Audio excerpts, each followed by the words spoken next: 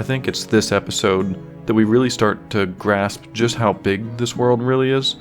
Between seeing the crowded cities and traveling through the beacons, we realize how the characters we're following are part of such a larger living world.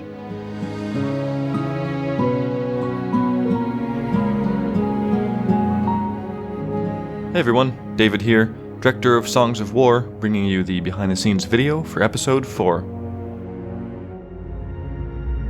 We wanted to begin this episode with a bit of a kind of an illusionary sequence.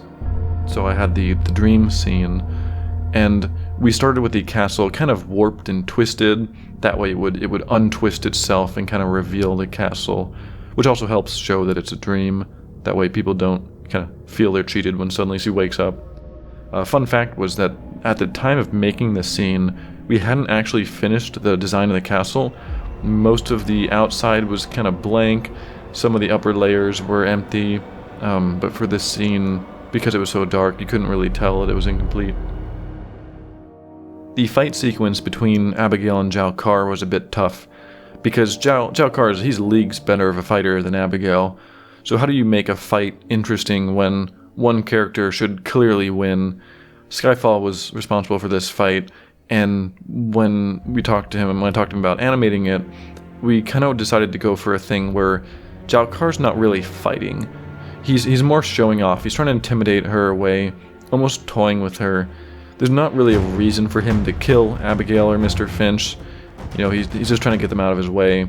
But at the same time, he's also just trying to show off and have them stand down. So it was mostly a surprise to him then when at one point he goes for an attack and Abigail suddenly pulls off this kind of surprising last-second block. Then there's this mood change that happens as the music shifts, and she slowly raises herself back up to his level to challenge him. But he's mostly just surprised though, as in the end he once again gets the upper hand and wins the fight. His expertise with the knife was something very important to me from the start. You'll notice when most characters draw their weapons, they just pull it right out. But whenever he interacts with his blade, there's this extra little spin or twirl just added on top to give it that little feeling of just that particular skill with his weapon. In the fight itself, we used that as the kind of the way he was trying to show off to make Abigail back down. He was doing all the little hand twirls showing oh, look how good I am with this blade. You shouldn't fight me. Oh, and Jalkar's arm detaches in the final punch and flies across the scene into Abigail's face. We also meet Nika this episode. It was important for us not to just meet the entire cast immediately and have all these character introductions and all this exposition right away, and have some characters get introduced later. So throughout this series, you'll be introduced to new and interesting characters regularly, Nika being one of them. And she serves as pretty much the perfect contrast to Lucan. They both have the same goal, and they're kind of in the same mission together. However, Nika is clearly driven by her own motivation, and Lucan, barely wants to even be involved. He's just kind of has to. But that's what makes their dynamic interesting throughout the series. We can finally talk more about the specifics of the world of Ardonia now.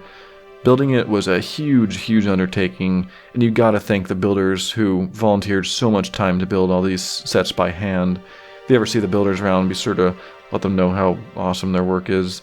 We made this entire world and everything in between these sets, so it was more immersive and something you could explore. We didn't just make these isolated sets you see.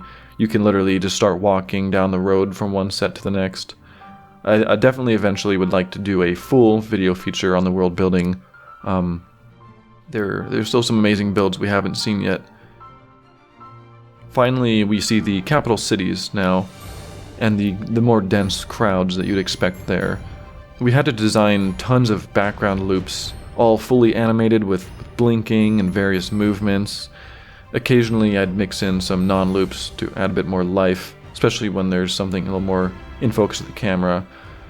But we needed all these loops just to make this manageable. There's no way we could have been animating all these characters all the time. So you'll sometimes see a lot of people in the background actually doing the same thing, just in different places, different angles, different skins.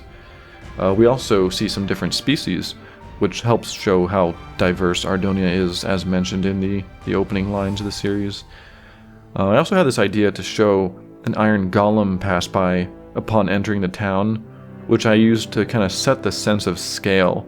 Sen steps into this kind of new world he's never experienced before, and there are things here much larger and much more powerful than him, making him feel a little smaller part of this larger world, reinforcing what I was saying at the beginning of this video.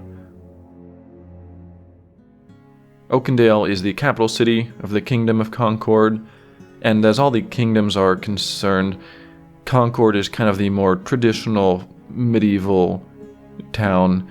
The other ones are a little more themed around their biome or a little more fantasy, but Concord's, it's just your everyday kind of medieval kingdom in the woods and in the oak and stuff, with all the builds here are what you'd expect out of a medieval Minecraft series. And it had a pretty big rework later into our world building. It was one of the first builds we ever made, and quickly began to feel outdated as we all became better builders. We tore almost the entire thing down and built it back up, which was a huge undertaking, but I think all the builders knew how much of a difference it made when we really saw the updated version. One of the biggest improvements was actually adding in more tree coverage and hedges. For a place called Oaken Dale, we wanted to make sure it at least had some big oak trees. The beacon, it's super. The beacon, it's super awesome. I always felt like beacons in Minecraft weren't very useful, despite how cool they looked. So in this universe, I thought they'd work nicely as a sort of fast travel option, linking between the capitals of the 6 kingdoms, as well as Crown Peak. My initial design for the colors was going for some kind of more of a rainbow light effect I used in the Animation Life series, but something didn't feel quite right. Eventually I came across just a real simple blue-gold combination that just seemed to work. The sound design was also extremely important here, so we cut all the music back and just let the sound carry the sequence.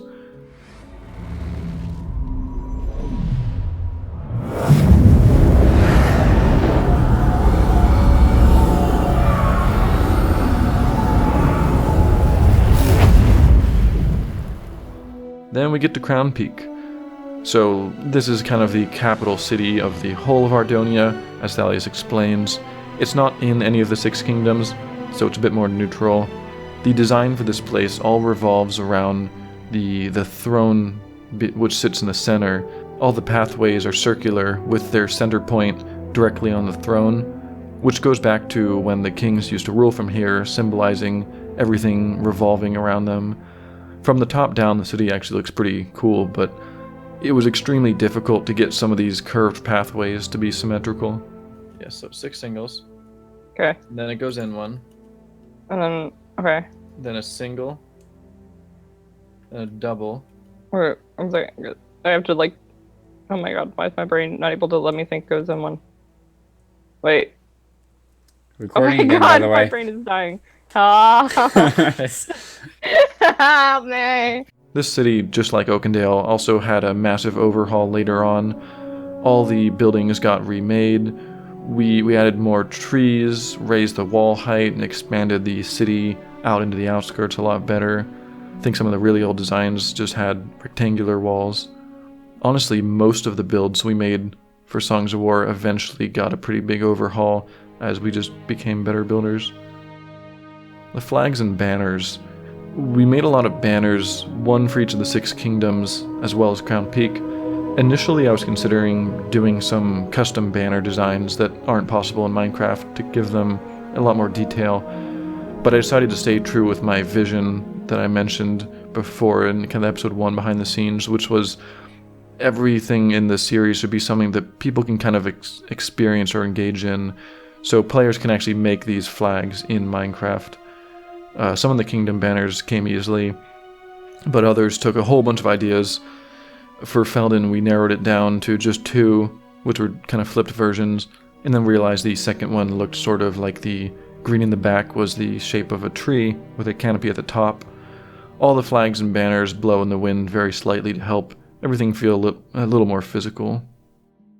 This is the first episode where I think you could really start to notice the difference in character height between the species. So far, we've mostly seen Ardoni with other Ardoni, but when standing across from Solomon, you see just how much taller they are. This was also noticeable in episode 1 when Hawken was next to Thalius, but at the time it's easy to think maybe Hawken's just really short. We had to animate Hawken walking almost twice as fast to keep up with Thalius, and now we see it's really the Ardoni who are quite large. Even Sen, a younger Ardoni, is stooping to get in through the door, which also explains why Ardoni villages don't really have small and tight doorways. Ardoni aren't the only species with different height. In fact, almost every species occupies a unique head height level. I created this image early on to get a feel for how tall everyone would be. Humans occupied the default Minecraft head height. Ardoni were slightly larger. Felina males were a little larger, but females were slightly smaller. Grimm's a small boy.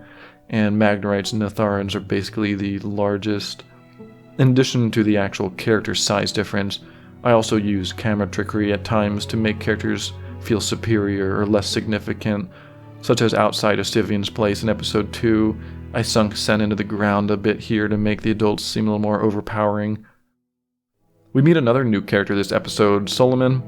Personally, I really love writing these kind of characters. He's a protagonist, yet he's extremely flawed in his personality and his lifestyle. We see a cake sitting out in his kitchen, which is definitely way past expiration date. He's kind of slobby and half-shaven, but he surrounds himself with wealth to kind of hide who he is. Even him, someone who can't use songs, still has a similar experience as Sen when he witnesses the Prime song. Not sure if people will realize just how much planning goes on, from story to building to final. Abigail hurrying off at the end of this episode is in the same direction she had looked out in episode 3.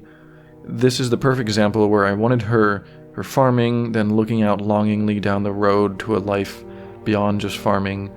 Initially the farm was on her half of the house, but then I realized that she'd be looking down the road to the west, and I wanted it to be the same road that she'd later be traveling down as she leaves, so we actually moved the farm to the east side.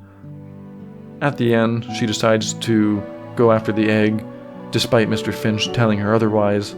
I always like when characters make these kind of decisions to act.